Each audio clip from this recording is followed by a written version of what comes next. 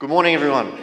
Hard to beat a good announcement like that. That's great news for Arias, Lisi. That's really good. So today we're going to take a quick look around configuration of helicopters. And we know that if you're after a specific configuration of helicopter, sometimes the market is full of them and sometimes it's not. And reconfiguration is something that needs to take place over time. So I'm joined today by three global presence people that have configuration and placement of helicopter experience, and we're going to discuss it a little bit because we all know about offshore transportation. We all know about the oil and gas sector, but we often don't know much about the firefighting or the search and rescue or the medical transport EMS, nor do we know a lot about the utility configuration. So I want to open it up this morning, and Jason, if we can begin by talking about what kind of configurations are you seeing that are popular in the marketplace with what your involvement is? Good morning, thank you. Well, look, Eagle doesn't partake in what we call as LCI milestone, the big players in offshore and government type SAR. Our market is really tier 2, tier 3, but that tier 2, tier 3 constitutes about 80% of the install base. Where we are focused on, more so in emerging markets, as well as in mature markets, the demand we're seeing in mature markets for our type of portfolio is around firefighting and around heavy utility aircraft or medium utility aircraft. Whereas for emerging markets, there's a lot of demand for passenger movement, for HEMS, and also military troops transfer is what I would say. So it's a combination when we think about the location and the region around the world. And Jean-Noël, are you finding that with the different configurations that some configurations are more popular in certain geographic regions of the world? Can you hear me? Yeah. Well, I think it's difficult to answer that question really because configurations relates to the use of the aircraft. Okay. And now really the applications for helicopters, they have developed about everywhere. In terms of configuration, what really matters, I think, is that whatever aircraft you have or you operate should have as many fixed parts for any kind of options, because that way, first of all, you can adapt it to whatever needs comes up. And as we are mainly involved in selling helicopters, and we may get engaged into changing the configuration, if you don't have the fixed parts, most of the time you're running into big difficulties. So in terms of configuration, I think you should really look for aircraft with as many fixed parts as possible.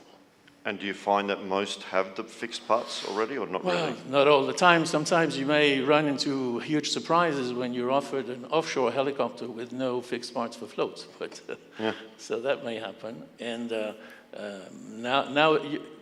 before it was kind of easy to convert an aircraft. Now it's more and more difficult because fixed parts, sometimes there's not even a service bulletin to add them.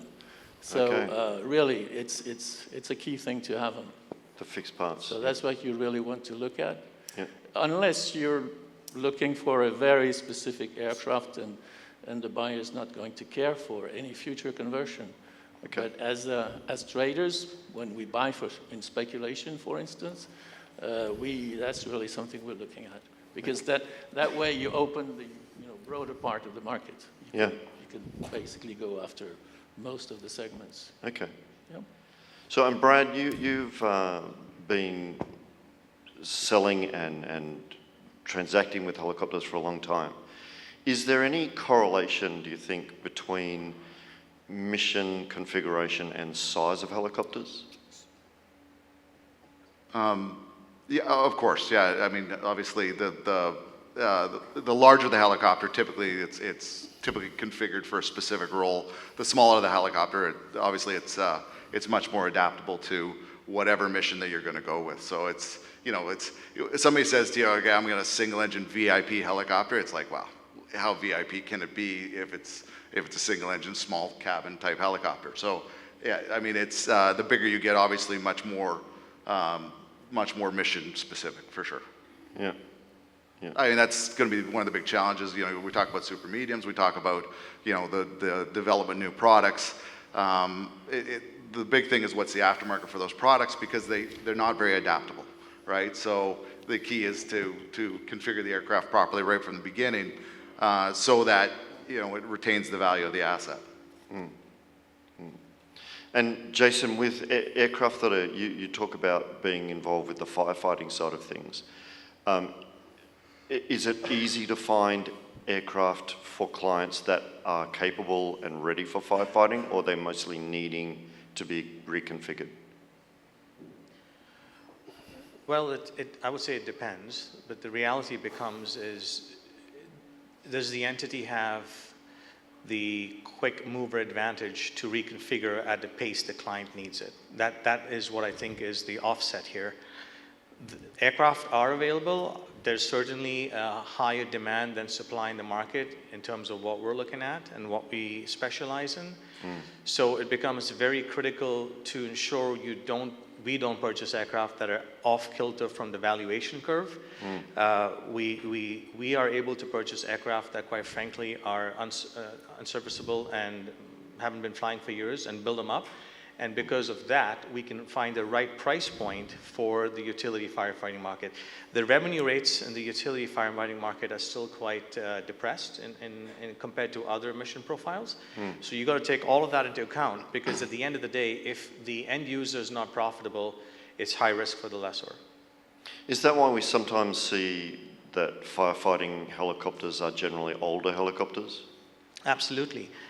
But you know, again, as we know, helicopters, there's no real limitation on the frame, because she's flying at 2,000 to 4,000 feet usually. So as long as you can maintain the helicopter standards, you can change out the panels, you get the components where they need to be, you're in a really good situation. You meet the mission profile at the lowest cost basis, and that's the game in firefighting. Okay.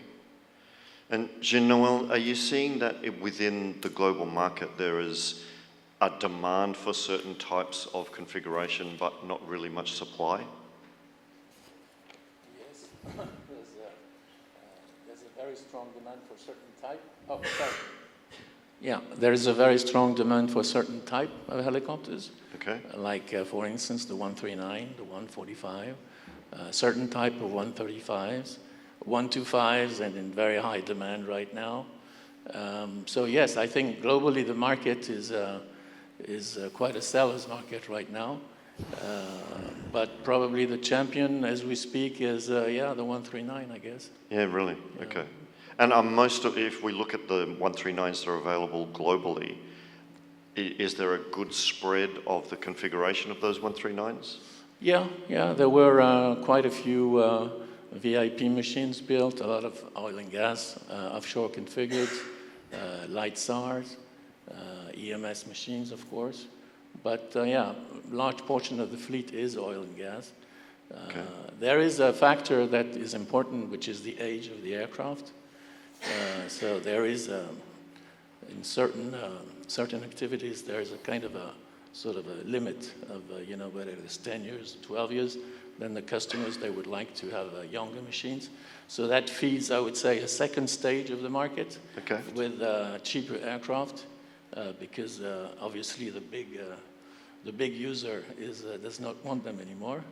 So it's interesting, because you're actually, the aircraft on the second-hand market will range for 4 or 5 million through 13 or 14. Okay. So it's quite a spread. So a little bit like the firefighting discussion we had with Jason just then, it's about the age that helps with the price point. Yes, exactly. Their bases, their platforms, as the word was used, that are cheap enough to allow some heavy modification, some improvements, and they're kind of all new helicopters to the market when they're done with the configuration and conversion.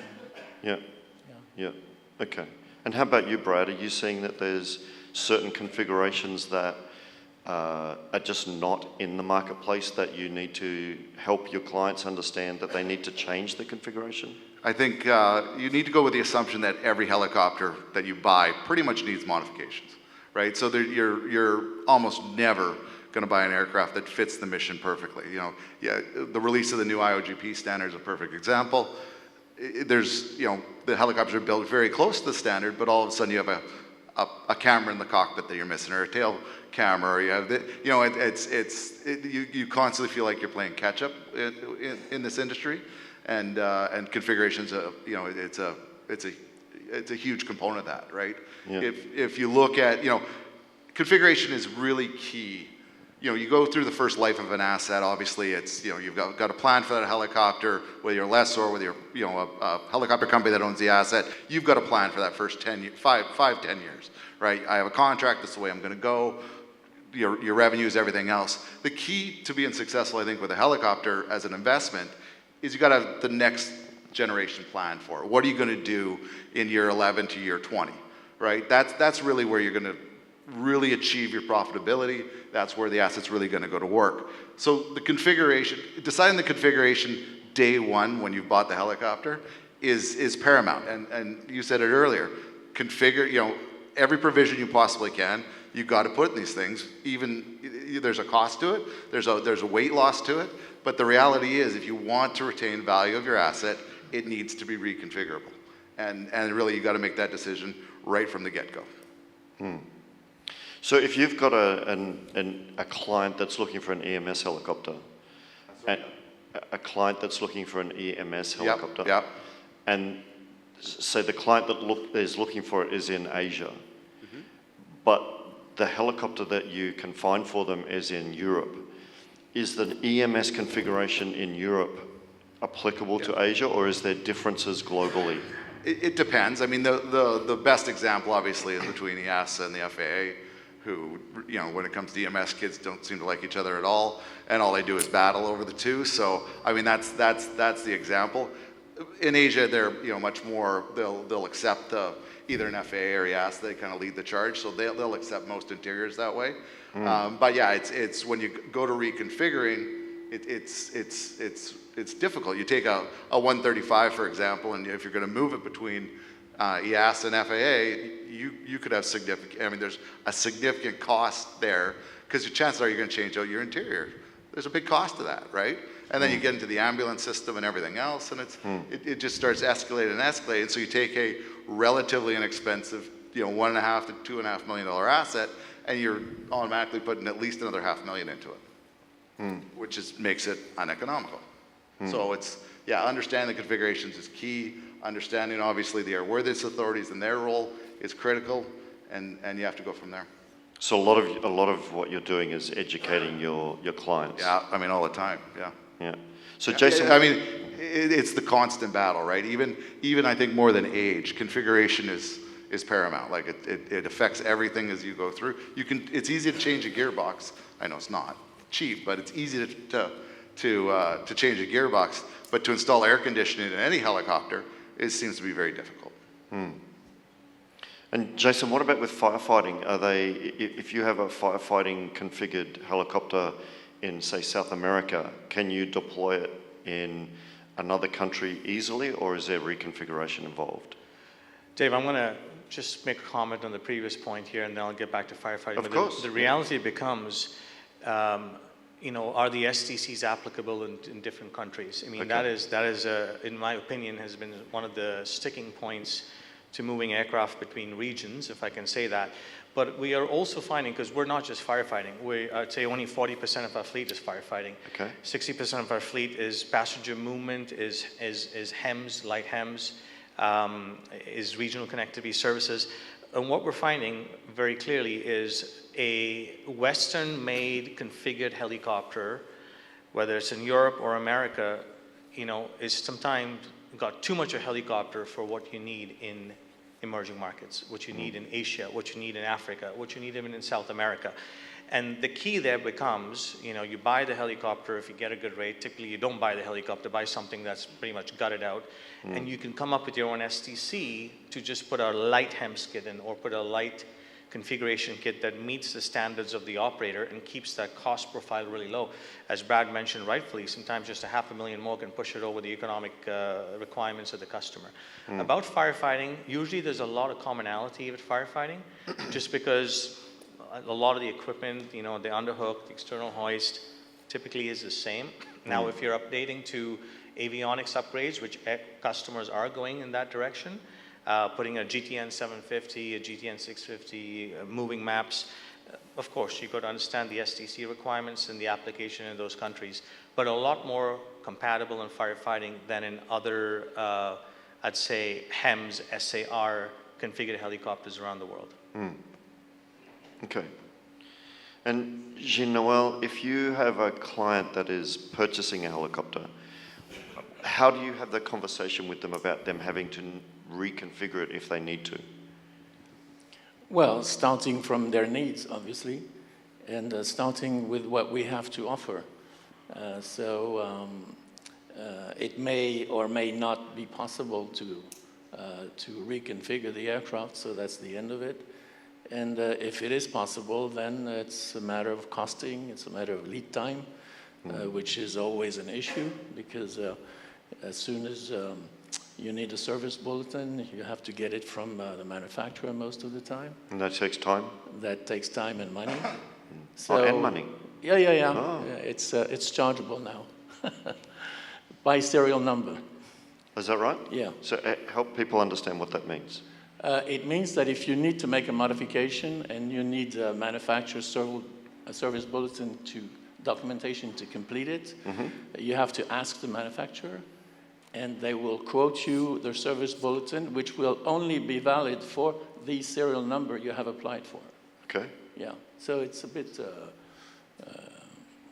difficult to understand sometimes, but this is the way it goes. So it means money, it means time, and so there is nothing that is going to happen like right away. So back to what I was saying earlier, as long as you have the fixed parts, you're out of trouble.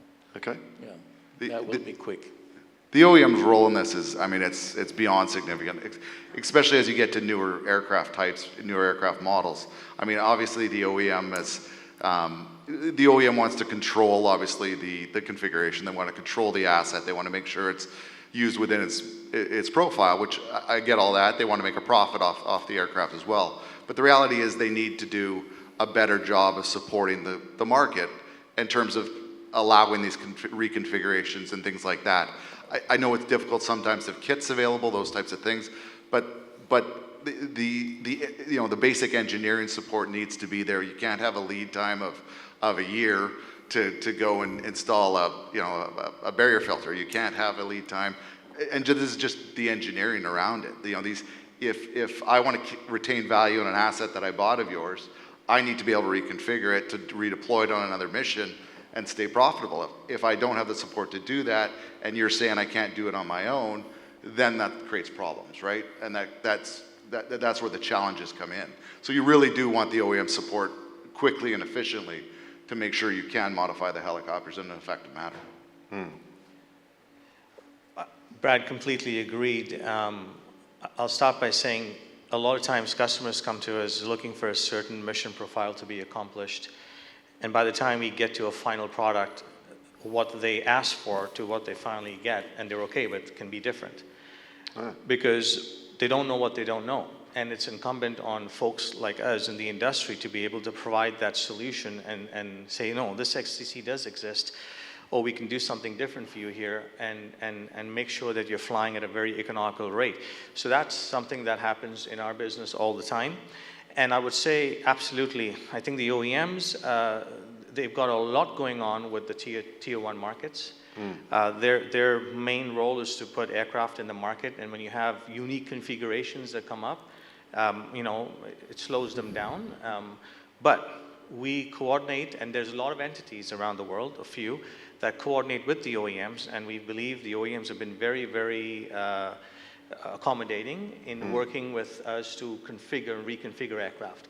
If you have the right setups, the right AMO approvals, in some ways you're representing the OEM. You're putting out more aircraft for the OEM in the tier 2, tier 3 markets, sometimes tier 1 markets and offshore like we are, but the reality becomes is how do you maintain that relationship with the OEMs? How do you maintain that trust factor with the OEMs, like we are today with Leonardo and Bell? And it's been a really good experience for us. So now they come to us when they talk about reconfiguring aircraft that are not necessarily tier 1. Becomes like a partnership type. I would say, yeah, I think it's an extension in some ways of the OEMs. We are supporting their assets in the market. Other companies are, I would say companies like Eagle. And I think it's a symbiotic relationship that it's a win-win for the OEMs, for the customer, for the region, and for entities like Brad and myself. Yeah, okay. So if we look at those configurations, the search and rescue, the firefighting, the EMS, and the utility, if a customer came to you today, is there plenty in the marketplace of those configurations for them to choose from? It depends. Yeah, it depends. And I would say right now it's difficult. However, taking an aircraft that is come off offshore or come off VIP and converting the aircraft to SAR is what now we are doing, and quite frankly needs to be done. Because as Brad mentioned, you're never going to find an aircraft that meets the exact configuration. And if you do, the cost basis is too high. So it comes down to is how can you be creative with the aircraft to get the final configuration at a low cost basis. That is possible, but that takes a lot of work and requires a lot of expertise and coordination with the OEMs, as well with the regulators to make that possible. Yep. I mean, there's certain configurations, there's certain aircraft you just can't find, you know, and you know, frankly, like, you know, me, if I look at myself and I say, okay, I'm going to invest in something, and I've got a 2017 EC145 or H145 available, shame on me, you know, like, I did a bad job. Why would I buy a helicopter that's available that's 5 years later? Like, why would I be invested in an asset that I'm going to sell that quickly? So the stuff that people really want, yeah, it's difficult to find. But, you know, I mean, and you know, the H145 is a great example of a very configurable aircraft, right? You can take a D2 and make it into a D3 now, and you can take it from a VIP and move it into EMS relatively easily. You take other products and you're going to struggle, you know, like a 139 is not nearly as configurable as a 145, for example. So, you know, and there's big benefits to that, and it's good for someone as an investor to have that capability. Those are the aircraft that I'd want to buy. Is the stuff that I can move around, that I can make sure that I've got a second and third and fourth tier life. You know, from my perspective, I look at a Bell 412. The Bell 412 I think, is one of the best investments out there. And the reason for it is 40 years from now, the Bell 412 will still be fighting fires, right? Will a 139 last 40, 50 years? I don't know. I don't think so. But a 412 sure will. Is that because it's very configurable? You can do anything with a 412. Okay. Right? And that's the reason, is that it gets up and goes every day. You know, a 212. I mean, you got 212s that are, you know, older than you. 80 years old? It's like 70 years old. Okay. So if you guys have a helicopter that you're marketing and you're wanting to sell for a vendor, and it's not shifting because of its configuration, is it a conversation you would have with the vendor to say, we should do something about this? I'm not a pro. I don't believe until you have an end-use client, you don't touch the helicopter. So until you have someone that says, this is what I need, because you're going to go and modify the helicopter, and it's exactly not what your client wants. Or then you got airworthiness authorities that don't like it, or you got this that does. There's just too many unknowns to do it. You know, I mean, you just leave it in the configuration until you have the commitment. Once you have the commitment, then you go. Okay. Well, if you're in a dead end market, there is no market, and you've had the aircraft for 2 or 3 years without any kind of interest, and no foreseeable project for it. Yeah, I think you should consider bringing, if it's possible, of course, economically and technically, into a configuration where you can address the larger portion of the market. Yeah. You can't stay in a dead end. What for? Or then you part it out. I don't know, but no, I think you have to be dynamic and try to find solutions. Well, We have a slightly different approach to that question that you posed, Dave. Look, the reality becomes what sort of aircraft are you specializing in and how well you know your global markets. Okay. And for example, it's incumbent on us to truly understand that factor. And once you do, you now have the ability to create enough of a demand plan with your customer base. You have the ability to buy in volume that will result in better pricing. And you have the ability to place aircraft many a times before you even buy them. We do a lot of work with Brad, and Brad is trying to keep up with us in some ways, but the reality becomes it really is incumbent on understanding the requirements of the missions in different parts of the world, and how do you make that market happen? And that is also a different angle in itself, but you cannot do that across the board, across all portfolio aircraft. You have to really pick your horse and run with it and invest in it and have multiple capabilities on the aircraft that inherently lowers the cost for all your customer base. So our approach is slightly different there. So that gets back to the fixed parts issue again. Well, sorry, when you say fixed parts, are you talking about major component? Provisions, okay. Look, Fixed provisions, sorry. Fixed on the provisions, absolutely. There are issues, there's no two ways about it. But there's so many STCs in the market out there. And I guarantee you, most of us sitting in this room right here don't have a perspective of maybe even the 50, 60% that exist. Once you start digging in and you realize this STC was done in this country and that was done here and this is your supplier, it takes time to really dig into STCs. But once you do and you have your lay of the land, you might have 6 solutions to pick from. Okay. And you cannot do that again across every OEM model type. But we are backing the 139. This is a long-term plan. Okay. It's a fantastic aircraft. Right now, to Brad's point, that might not be as multi-dimensional, but we believe it is very multi-dimensional. We've backed the Bells for sure, the C++s. And we stick in that zone. And when we do that, we now provide multiple solutions across globally. So we saw before that the banking fraternity was here, and it's grown from 2 to 400, a lot of banking. What we see as appraisers sometimes is that a client will find a helicopter, say it's a $7 or $8 million helicopter, and it's not to their configuration requirements. So they'll need to spend another $1.5 or $2 million on configuring it to their mission requirements. What we see when we're speaking with some of the finance and banking fraternity is that they will fund the helicopter but not the reconfiguration or not the changes required. Do you guys see that at all when you're dealing with your clients? My take, there was a time, I don't know, we're talking 2012, no, even probably earlier. If you tried to get a C++ or an offshore Sikorsky, you couldn't find one, right? You just couldn't find one. And there was you ended up going out and paying premiums for VIP helicopters that you go out and spend $2-3 million at the time, which was a massive investment on a $10 million helicopter, and they were doing those reconfigurations.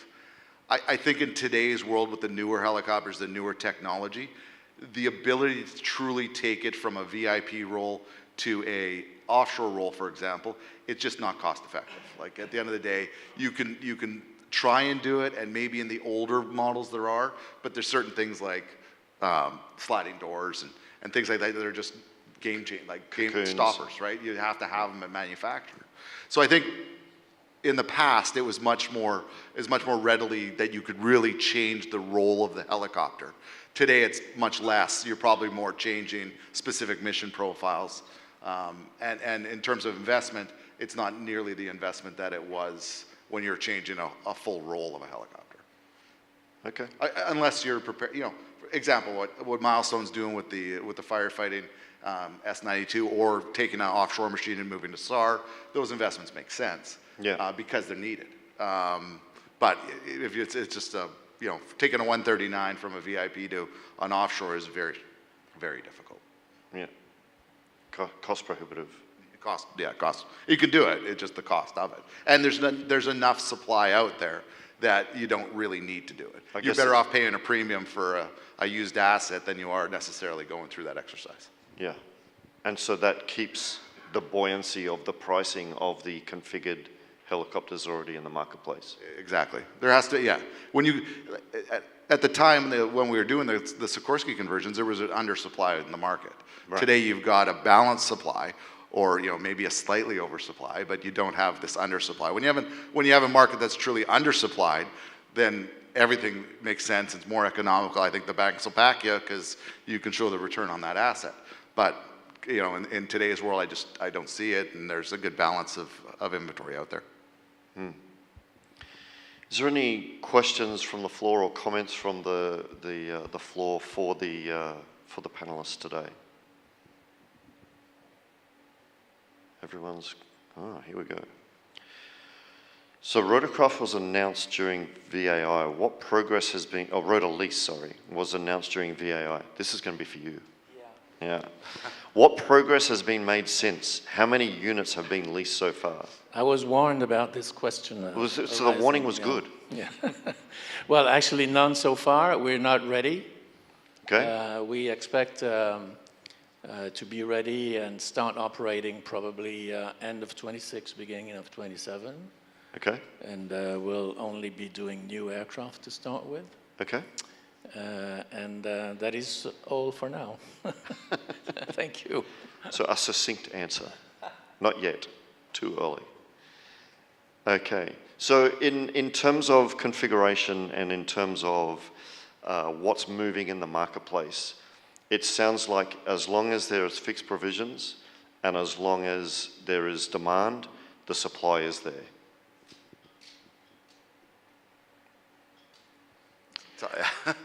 Some products, yeah. Some products, a D3, you can't get a D3. I think anyone that's out there knows. There is long lead times for new aircraft, and again, it depends on what the end client requirement is, right? Some clients need new aircraft or just want new aircraft. We know that, if they take a 15-year-old offshore 139, it'll do the same job. It'll do the same job very well, but that's not their requirement. So it really, I guess it's a hard statement. Is there inventory? Yes, there is, but there's it's not simple to go get it. That's why you got to know what you're doing to go and get the right inventory for the right project, for sure. Absolutely. Well, there's no straightforward answer, and in our business of helicopters, there's never a straightforward answer. But the reality becomes some things that impact this sort of decision would become what's the install base of the helicopter. If there's a large install base, you're better positioned to now have access to assets that might have a lot more capabilities or provisions in the market, STCs. It also depends on, when you talk about the cost basis that you're adding on the helicopter, you've got to consider the term. We haven't talked about the term, but if the term is long enough in terms of what the customer is operating, 7 to 10 years, then that additional $1.5–2 million can make sense. So, it's a few different factors, all the way from supply demand to understanding the STC world, the regulatory side, and certainly the term of the customer operations. Collectively, if that all comes together, then there's a lot of options that can be provided. We've talked about STCs and how they're applicable to specific helicopters. We've seen some operators in the marketplace that make modifications and adjustments without an STC. How do you have that conversation with them? Australia? It's possible. How do you help clients with that conversation? Well, it depends. Not everything has to be an STC. It can be an SSTC. It can be a 37. It could be different. As long as they're following the guidelines set by the regulator, that's key. Now, it doesn't mean that if you have a 337 on an aircraft, serial number that gets transferred to another country, or you have an EO in Australia that gets transferred to another country. They're following the guidelines within the regulator, that's okay. But when you go to move that aircraft elsewhere or invest in the aircraft, the question becomes, how much value is that to that specific EO? And are you discounting it, or you're not? And that becomes a negotiating point then. And then it goes down to the term. Yes. Yeah. Yeah, and I think you hit on the point. You have to understand the regulatory issues and moving aircraft between jurisdictions, because leasing companies will tell you it's a nightmare. It is a nightmare moving them. So understanding what's installed, the STCs you're applying, and what's your long-term plan for the asset is critical. Critical. You need to be able to move aircraft easily. Examples, the EO system in Australia, it's a nightmare, right? It's terrible. For you to try to use an EO in the ASA, you've got to have creativity by who's ever receiving the aircraft to make sure you can get it even airworthy. Yeah. So it's a major challenge, and it's critical to understand that. And then you can that's, really I affect guess the that's value of where your asset. export C of A comes into play. Yeah. So there's a couple of questions about the 139s. What kind of missions are you seeing for reconfiguration of 139s? Yeah. Right now, I think the markets I see like definitely a secondary EMS market. So I can see offshore configured 139s going into an EMS mode. I can see, obviously, firefighting. Currently, I think in the world, there's no private commercial operator that's fighting fires with a 139. So organizations like Eagle, I'm sure, will get there and make it cost effective to do so. So firefighting is obviously is the next step. And there's various, governments seem to really like them for government transport type options. So you're seeing those markets are starting to develop. So I think there is a base. I think there's a big installed base, and that's going to be, there's a lot of aircraft that are going to move through the system here in the next, in the next 5, 10, yeah, the way that product's going through perpetuity. So it's there's a significant number of assets. Yeah. Okay. Go ahead. Sorry. On the 139, look, the fact is the 139 has been a fantastic aircraft for offshore SAR, Tier 1 mission profiles. But as we see, the phase 6, so I guess the 6.4 ton, 6.8 ton coming offline, phase 5, 6, because now on offshore you really want phase 7 and 7 ton. We see a significant market actually for regional connectivity services. Okay. For example, HeliJet operating in Vancouver has a few of our C++ buses. The goal is to get them into short-nose 139s at the right price at the right time. You have multiple such operations that can take off in other parts of the world where there's more capital coming into the market. We also see HEMS for sure. Yep. We see SAR and firefighting, without a doubt. There will come a day where the 139 will be a superb firefighting aircraft. Yep. We're just figuring out what we need to do in terms of the accessories on that aircraft to make it viable. Okay. So just as we wrap up, a quick yes or no, are we going to see S92s in firefighting? Yes. Yes? Absolutely. Yes. Yeah. Jean-Noël? Well, there's a trend for heavy helicopters in firefighting, so why not? Oh, sorry, again. Yeah, there's a trend for heavy helicopters in firefighting, so why not the S92? So why not is a yes. Yeah, yes. Perfect. Thank you very much for your input and your wisdom for us all, and we appreciate your participation today. Thank you. Thank you.